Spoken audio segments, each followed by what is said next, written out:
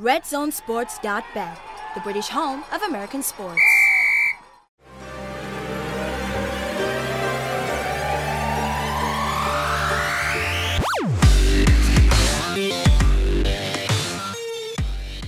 Hello and welcome to SportsHeads. I'm Kevin Cato. I'm joined by Simon Milham. Milham. We like Milham. All right, and Sam Morgan. We're in conjunction with Red Zone Sports, and we thank them very much. But we want to get into Week 5 action. In Week 5, we're going to start off with two teams, 3-1. The Carolina Panthers and the Detroit Lions. And you look at these two teams, a lot of things similar. Both of them have given up 17.5 points per game. Both of them are very, you look at their styles of play, both of them like to win ugly. They do, but in the respect of the fact that they're not similar is the fact that penalties for both of these sides. Carolina are the least flagged team in the league. Yep. They've only had 13 flags in 4 games, whereas Detroit, they're completely the opposite, 31 penalties. And you know, it's a huge amount of yards they've been giving out. It's over 300, I think it's about 308 yards in penalties or something ridiculous like that. Detroit's secondary has been a lot better than we thought. Yep. You've got Slay and Diggs are really shutting everything down, which is great. They've looked razor sharp on the back end. Anthony Zeitel's giving a great pass rush as well. So, yeah, it's a difficult one. I mean, with Carolina, you've got to look at last week and sort of say, is Cam Newton feeling a lot better with his shoulder injury? Because the previous 2 games against Buffalo, against Saints as well, they managed to score, 22 points in total. And then there was an explosion against New England. Is it just the fact that New England's defense is that bad that there was an explosion, or is Cam feeling better? This is a difficult one for me because obviously we lost Greg Olsen, the tight end. He's lost his blanket. We knew that. Safety Kurt Coleman's out as well, potentially, so that could be a huge loss for them. But then, you know, Detroit have lost a couple of running backs as well, both banged up, both questionable. Difficult one to call, this one, really difficult. I mean, Detroit are 2.5-point favourites.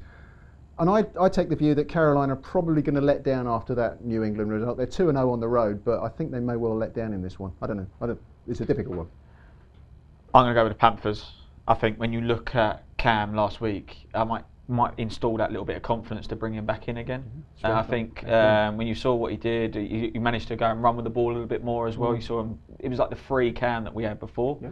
I think Stafford, for me at the moment, I'm not saying it's getting to him a little bit, but I think the highest paid quarterback, we shouldn't be having to talk about it like that. So we look at these numbers here. We see that, you know, points against, they're both giving up the same amount of numbers. Points for, we see Carolina only averaging basically 20 points a game, and Detroit putting up 25. But the thing that stands out for me is that turnover ratio, +9. We can talk about all the penalties that they give up in that, but they are forcing turnovers. But not only are they forcing turnovers, they are turning them into points. I think that's the big thing when you look at it, is not only getting it and doing nothing with it, but get it and make sure we get some points off of that. Fair point. I mean, obviously they're getting great pass rush, we've said about that, but worryingly from their point of view as well, as Paul Warrillow's out at linebacker. He's very, very influential, one of their better players, one of their biggest players. I just wonder, what impact do you think that's going to have on them this week? Well, you know, Detroit is one of those cases of, you know, next man up. I mean, for me, I look at Detroit. Detroit is one of those squads where, what are they about? This far away from being undefeated with the Kansas City Chiefs, you know, in which most people thought that this part didn't really work. So they should be undefeated. But, you know, for me, I think Detroit, Caldwell, former Penn State assistant coach, and that's why they probably making things happen so well. But Caldwell doing a tremendous job with these guys, where they have that spirit of never give up. They have found success playing the ugliest football in the National Football League. And sometimes you got to go with what's the strength. The strength for their team is play ugly, win ugly. Champions do that. I think that's across any sport. If sometimes things aren't going well for you, you have to win ugly to get through. And yeah, like you said, it's just no different with them. So good luck to them. But I'd still go in the Panthers. What about the Green Bay Packers and Dallas Cowboys? Green Bay Packers 3-1 mark, Dallas Cowboys at 2-2. We saw that, you know, Dallas Cowboys let one get away last week. Green Bay and their quarterback, they continue to roll. Ty Montgomery is questionable for the game with the Green Bay Packers. Yeah, and for me, I like the look at Aaron Jones, who's coming in as a rookie for them as a running back. I think he'll be able to maybe unleash him a little bit more. I think, yeah, Dallas has proven that there's some frailties in there that obviously the Packers might obviously take advantage of. For me, it's almost getting to that that time, that extended pre-season of the Packers, where it's that slow start is coming to an end. I think they're going to start to kick on, and I think the experience there with the Packers will probably see them through against Dallas. One of the things for me that's really missing with the Packers, I thought would be an explosion for them at this stage. Martellus Bennett really not making it happen yet at their tight end position. That's a fair point. I mean, I'm more concerned the fact that on the defensive side of the ball than the offensive side of the ball, you've always got a chance. I mean, the offensive line is remade in effect, but I think Mike Daniels is still struggling. He is questionable, and that's a massive miss for them. As far as the Packers go, I mean they needed those extra days rest after Chicago. I mean, you've got Bakhtiari, you've got Balaga. They're still questionable as well. They still have a few injuries, but they are starting to come back. Whether or not they come back this weekend is a difficult one. I mean, Dallas are 2-point favourites, which I found a little bit surprising, given the fact that they were beaten by the Rams at home. And they've got a couple of difficult games actually coming up. San Francisco. They've got this obviously. Then they've got to go to East Coast. They've got to go to San Francisco. Then they come back and play Kansas City, and then they've got to go to the East Coast and play Washington. So it's a difficult little period for Dallas, and they really, really need this one. Dallas 1-1 at home, but I mean this is such an important game. You look at the numbers there, but look at Dallas giving up 31.3 points per game in their last 3 outings, and now they have to go up against Green Bay and that guy called Aaron Rodgers at that quarterback position. We see the numbers there. Green Bay not really getting the yards from the running the football. Dallas, Ezekiel Elliott up and down, not really having that consistency that you want from the running back. But we see the points allowed. Dallas 26th in amount of points that they are giving up on a weekly basis. And they're down to 2 fit cornerbacks. We keep saying it week in, week out with Dallas. I mean, Nolan Carroll and Chidi, I can never remember his name, Chidozie Awuzie, I think that's how you pronounce him. We'll let you have that, if that's how you want to work it. It's like Milham, isn't it? Okay. Thank you, Mr. Cadle. Right. But yeah, they're down to 2 fit cornerbacks. That's obviously a major concern for them. The ground game is going to be key for Dallas because Dak's not getting anything done through the air. And I think they're just going to run it and just go right down the throat of Green Bay. I'm still a Green Bay fan. I'm still going to take the points on offer there. But it's another really tough game to call. Who's liking that one? I'm still going with the Packers. I think you mentioned there about Elliott as well. Until the case in the background is completely cleared up, I think that's what plays on his mind a little bit. I know he's got that attitude maybe to get past it, but everyone will say that there's still going to be that in the background, and I think every game that comes is going to be a yo-yo season for him. Is that the offensive line's problem again? I mean, we've said it at the start of the season. How good is this offensive line? Because a lot of talk about it, but they just don't seem to be opening up the holes and protecting Prescott. What about the Kansas City Chiefs, who are 4-0? Up against the Houston Texans at 2-2. We're talking about the Houston Texans and their rookie quarterback who was the offensive player of the week in the National Football League. But a guy who just doesn't get the respect, and he just doesn't get it, is the quarterback of the Kansas City Chiefs, the only undefeated team in the National Football League, and that's Alex Smith. They just seem to look over him no matter what he does. He hasn't thrown a pick yet. He's had eight touchdowns as well. So yeah, he is overlooked. And especially when you think of the fact that the thing that is really overlooked with Kansas City is their offensive line. It's really not that good. Yeah. I mean, he said they've given up 16 sacks. Yeah, they've been tearing Alex up. Yeah, they've been lighting him up. He's sacked in 11.7% of his dropbacks. I mean, that's a huge percentage. It's just over once every 10 snaps he's on the deck. How long can a quarterback survive that? So this is an interesting one, especially when you look at Houston's pass rush. You've got those guys coming off the J.J. Watt, etc., etc. Yeah. It's a real problem, and the offensive line, they've also lost. They're all over the place offensively. Kansas City on the line. Laurent Devon Tardif is not playing. Mitch Morse they've lost as well, the centre. So they played 4 guards across the line last week. I mean, how long can that be sustainable, especially against? But you look at the Kansas City Chiefs. Here's a team that. We talked about how Detroit were +9 on that turnover ratio. The Kansas City Chiefs only have 1 turnover this season, and that was the first play of the game by your main man at that running back. But that's it. That's it. Kareem Hunt, when he fumbled at the beginning of the season, that's it. They've done a tremendous job of respecting the football. But that's another reason you're going back to obviously Alex Smith obviously being sacked. when he needs a bit of a breather, he has Kareem there to obviously hand the ball off to, which I think has been a sort of a blessing. But for me, I think they're the real deal.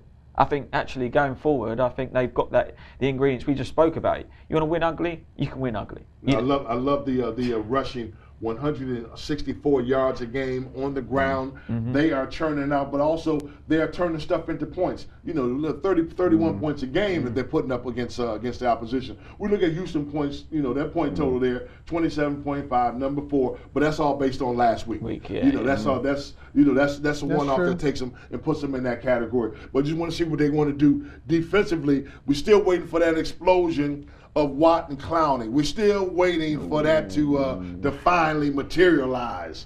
Well, they've forced 4 interceptions and 7 forced fumbles. So I mean, they are getting pressure there. But again, Tennessee were all over the place defensively, and they have been. For all the talk about them being a great team, and we said that back in week 2, they're a good side and guilty as charged.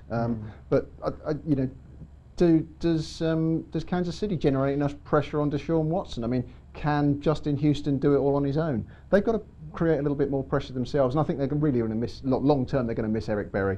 The Miami Dolphins, since you're going on about Buffalo, the Miami Dolphins are the only unbeaten team ever in the league. So there'll be a few celebrations from that 72 Dolphins team if Kansas City get beaten, because they're the last unbeaten team. Could be this week. So you're saying Houston is going to beat Kansas City? Is that what you're saying? I'm not saying that. No, okay, Houston. Okay. Just well, Houston. Why are you bringing that up then? Just in case. Just in case. I thought you were setting yourself up to sit on the fence. I'm feeling a little sorry for myself, being a Dolphins fan. And let's move on to the last one: the Minnesota Vikings and the Chicago Bears. Minnesota at 2-2, Chicago at 1-3. The all-time series, Minnesota leads 58-52-2. But the Bears' home record in the series, they had 31 wins, 22 losses, and those 2 ties.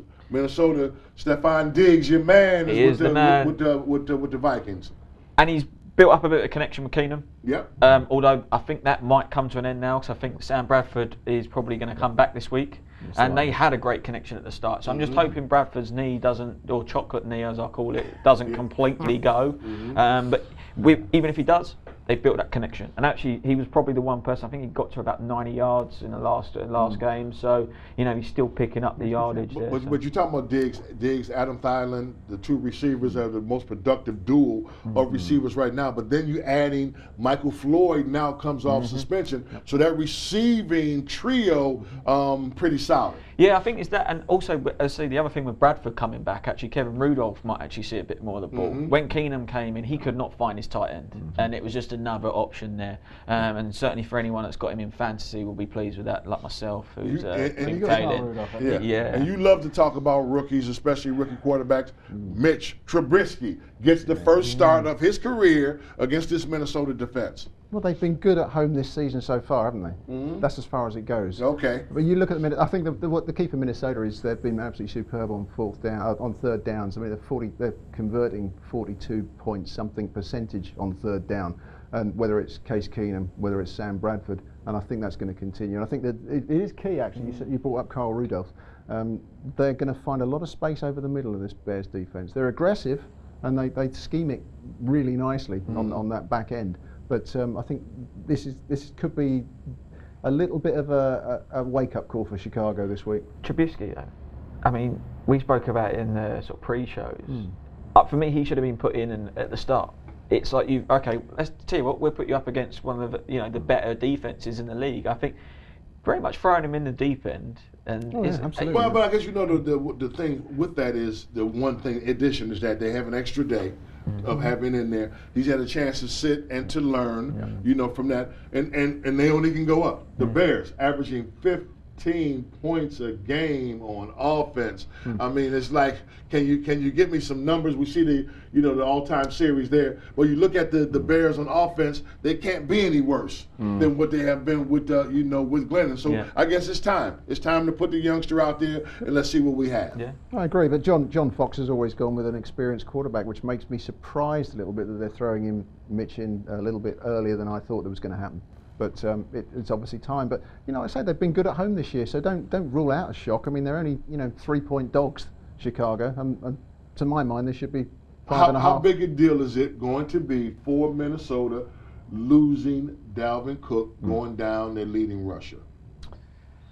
Well, you've just mentioned the wide receivers that are coming in now. Obviously, the focus is going to be on that, and obviously with Bradford coming in, I think it might get overshadowed a little bit just by having the receivers there. But we know what the excuses will be if the yardage doesn't go up on the But board. you're talking about with the guy Cook, 354 rushing yards, which is the second most after 4 games in the history of the Minnesota Vikings for a running back, a rookie running back. We know Adrian Peterson has a number at 383 that he got in 2007. But now you bring in Latavius Murray, who said he's like 90% to come in to take over that running back position. And that's why they brought him in. I mean, they brought him in originally to be the man. To be the banger, to be that, you get that extra yard.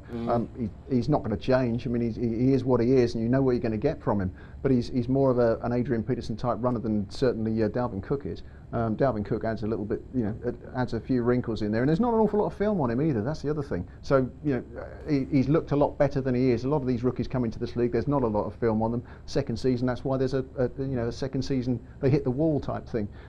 So maybe they're going to scheme it a little bit differently for Murray. But I still think that Minnesota are going to be just relying on their defense. Yeah. So for me, I'm going to go with the Vikings. I don't see any sort of different outcome there for me, and I think that's probably out the games this week, maybe one of the easier ones to call. Yeah. Okay, Minnesota Chicago is our final one, but we thank you for joining us. And remember, if you want to get ahead, check in to SportsHeads. Kevin, Simon, Sam, bye for now. redzonesports.bet, the British home of American sports.